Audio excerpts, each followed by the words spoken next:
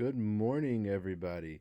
Just wanted to give you a quick update on this week. It is Monday morning right now. I don't know when you're watching this, but getting ready to go forward to Thursday when everything is due. Just wanted to put out a quick reminder and let you know about at least one question that I've had so far over the weekend so that we're all on the same page. Over with the course syllabus. Oh, yeah, coming to you from some guitar store somewhere in the world. This is week 3, so the two big things that are due this week: your topic and sources worksheet and your content quiz number 3. So don't forget, if you haven't been doing those content quizzes that you need to, those are required. I mean, at least it's part of the grade. So make sure you're doing that under the assignments tab on Blackboard. Then that topic and sources worksheet that is down in the course packet, and basically you've got examples of what we're looking for. And on the topic area, you're going to tell us what topic you want to choose, um, why it works at Grand Valley, how you might discuss it informatively, and how you might discuss it persuasively. None of that has to be set in stone right now in terms of how you'll use it, but what does get locked in after you submit this assignment is the topic itself, assuming that it's not faulty in some other reason. It's going to be just won't work for our class. So if you have questions about what will not work, go back and watch some of those previous, I guess it's one previous video where I talk about the checklist. There's a checklist of what interests you, what do you know about, what do you want to talk about, and then there's another checklist for the audience. What do they care about? What's appropriate for them? That sort of thing. So go back and make sure that it fits what we're looking for. The big criteria is that it is think national, act practical. So some larger issue that we can work on starting at Grand Valley on campus whenever we get to go back there. And so double check that, and otherwise you should be in pretty good shape. Um, the other part of that assignment is the sources worksheet.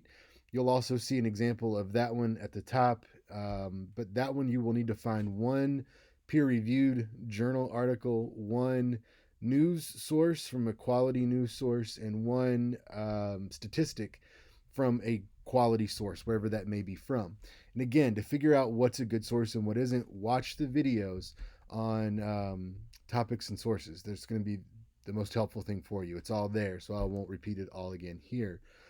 The other thing I will tell you is don't forget your speech lab appointment will be due soon. So that is when you're going to have everything ready to go. So you'll see, let me expand this out just a touch.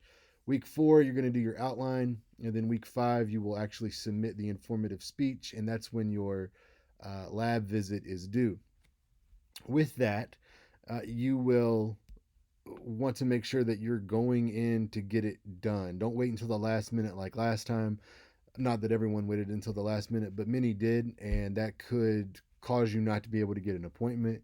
Also, there's no wrong time to go to the lab. So, maybe you're in the situation where you don't know exactly what to talk about yet. Go to the lab, just talk about it with one of them, see what they think, bounce some ideas off of them, brainstorm with them. It may take 15, 20 minutes. Great, you've met your requirement. Then next week, when you're working on your outline, jump back in for 15, 20, 30 minutes and get some feedback to make sure that you're approaching your outline in an appropriate way. Again, there's videos on that as well, but it's always good to talk to a live person. So make sure that you're doing that, and then you get extra credit if you go beyond the required amount of times. So the last thing is the question that I had over the weekend was about, actually there were two. One was about appropriate topics, but I've mentioned that already. Just go back and double check. And if you have specific questions, let me know. But the other was sort of more focused on how do I stay informative about a persuasive topic? And that's a great question. And there's a few different ways to do it. The two most popular are to sort of tell a story that doesn't have any bias in it. So if we did this COVID-19 situation and we just gave a timeline, this is what happened and when it happened, that would work for an informative speech, right? You're not going to tell us that it happened and here's why it happened. That would be cause and effect or persuasion. It's not here's what happened and why that's a good or a bad thing. That's persuasion. You just want to tell us, okay, on this date, we heard this. On this date, the first case was reported there. On this date, we were told to wear masks in public. On this date, yada, yada, yada. So you're going to start at the beginning of the story and move your way toward the end of the story. The other way that you might do it, which is a little more nuanced, it takes a little more, I guess, I don't know the word I'm looking for, which is bad when you're a speech guy, I guess. But you're going to finesse it a little bit more. Is if you wanted to sort of say, okay, so there's discussion about who is to blame for the COVID-19 crisis. Some say it's China, some say it's the United States, some say that it is the worldwide medical community.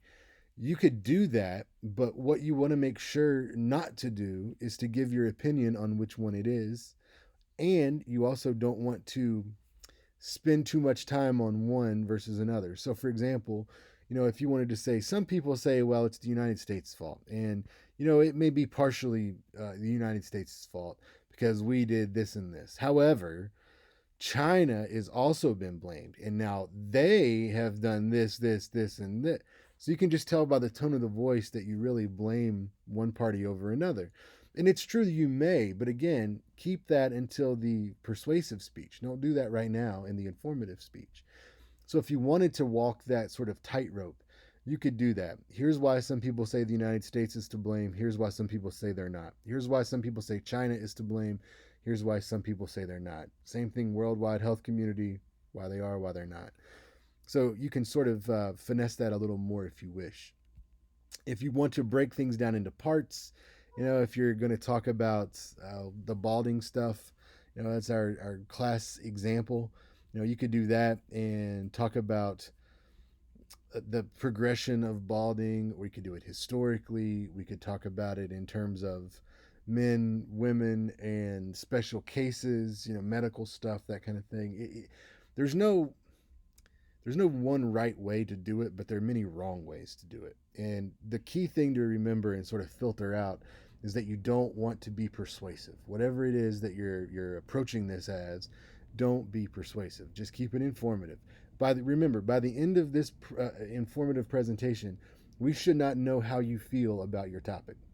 We shouldn't know. We should just assume that, you're just giving us this information. We're just more educated now. But again, the Speech Lab is very helpful with that. They're going to be able to see that in a way that maybe you can't, not because you're less intelligent. It's just that when you're so close to something, when you've worked on it, it will make sense in your head. We all do this. But when someone else looks at it, they'll see things in a way that you don't. It's just like if you read a paper out loud, you'll find mistakes that you wouldn't if you read it quietly because your brain fills in the gaps. So go ahead and get some assistance with that. If you need it before then, do it this week. We're open 10 a.m. to 4 p.m. Monday through Thursday. The exception will be next Monday because that's a holiday. It's Memorial Day. And yeah, go ahead and get that done. Looking a little further ahead, your outline's coming up. You got a content quiz, and then your first speech will be due there on the 5th. All right, so that's it for me.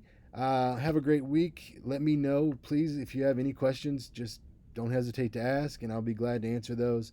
And I'll be back with another video if there's some questions that need to be shared with the group. Good luck, and I will talk to you soon.